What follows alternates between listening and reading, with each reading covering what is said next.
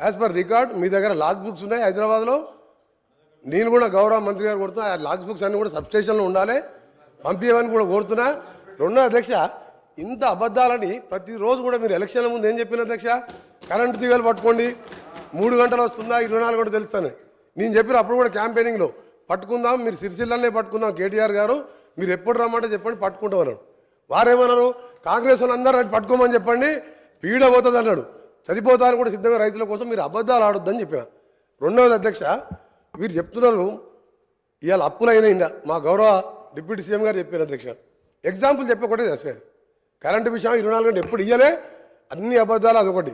రెండవది అధ్యక్ష, ఎందుకు నష్టాలు వచ్చింది అధ్యక్ష? పవర్ పర్చేజ్ అగ్రిమెంట్లో ఎక్కువ రేటు కొన్నందుకు. రెండవది అధ్యక్ష, మా ఉదాహరణకు నల్గొండలో వీరు మంత్రిగా ఉండే ఎలక్ట్రిసిటీ మినిస్టర్ గారు వీరు చేసిన ఘన కార్యాలకు అధ్యక్ష 29,000 కోట్లతోని యాదాద్రి